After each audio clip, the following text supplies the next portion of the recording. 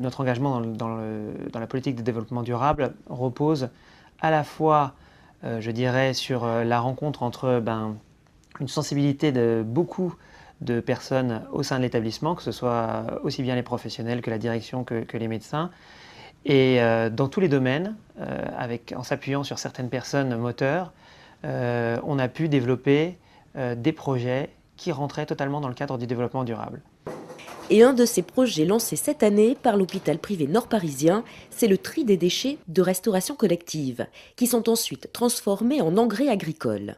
Et pour pouvoir transformer les déchets en engrais, l'hôpital privé nord-parisien teste actuellement le GEP30, un déshydrateur de biodéchets. Nous avons mis en test avec la société GEP Solutions une machine, c'est un déshydratateur thermique pour déchets alimentaires. Facilité de mise en œuvre parce qu'il nous faut uniquement une prise monophasée et puis également un endroit pour récupérer l'eau des déchets alimentaires. Nous mettons les déchets alimentaires à l'intérieur de cette machine pour une contenance de 30 kg. Au bout de 10 ou 12 heures, donc, nous allons pouvoir récupérer un résidu sec de ces déchets alimentaires. En moyenne, pour 30 kg de déchets alimentaires, on obtient 10 kg de résidus secs.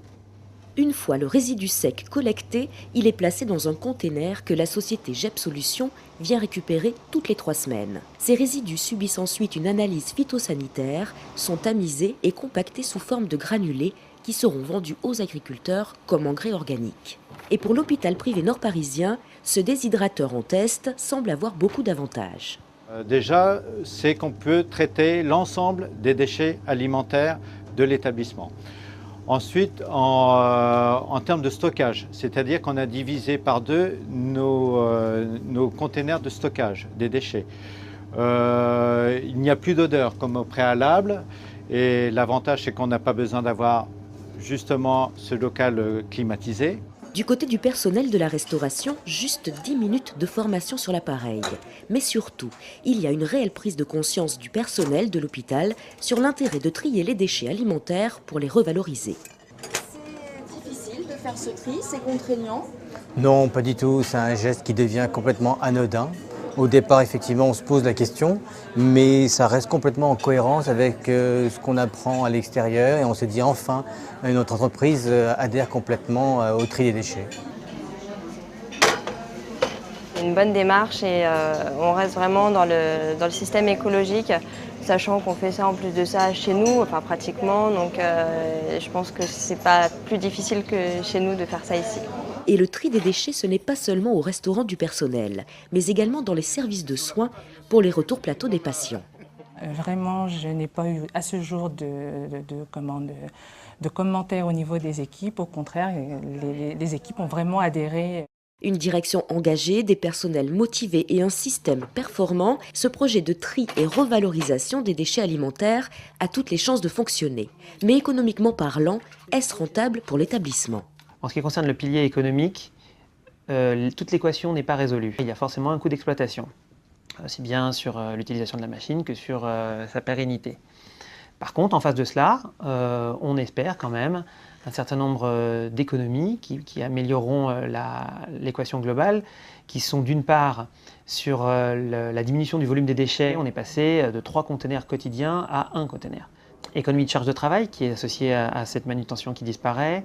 Cette phase d'expérimentation nous dira à terme si ce genre de projet peut s'équilibrer ou si seule notre motivation en termes d'engagement de développement durable peut justifier les efforts consentis dans ce domaine.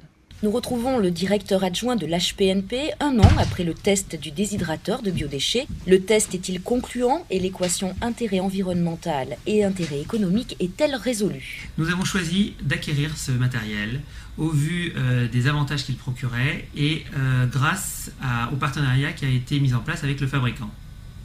D'une part, l'équipement a été cédé avec un contrat de maintenance sur 5 ans qui fiabilisait, parce que notre inquiétude, c'était que cette phase de test où l'intervenant pouvait régulièrement réparer sa machine risque de se transformer en complications. tout le monde a adhéré et tout le monde joue le jeu dans la récupération des déchets fermenticides. Et donc, on a pu faire le point que sur l'année 2012, on avait réussi à diminuer notre tonnage de déchets fermenticides et donc qui découlait derrière dans nos déchets ménagers de plus de 10 tonnes. On s'est intéressé à la suite, c'est-à-dire au bouclage de la chaîne, à savoir que devenait donc cette poudre de déchets alimentaires. On savait dans un premier temps qu'elle était récupérée par le fabricant. Aujourd'hui, on lui a trouvé un autre débouché. Il nous a fourni un étiquetage officiel et nous permet de le récupérer nous-mêmes pour l'utiliser en local, à savoir auprès de nos salariés, par l'intermédiaire également du CE bien sûr, et également on a prévu d'en faire également profiter, si la quantité le permet, un certain nombre de patients par l'intermédiaire de la boutique de la cafétéria. Et à ce moment-là, on trouve que c'est exemplaire puisque la boucle est bouclée entre la récupération des déchets et avec un réel intérêt, une réelle valorisation.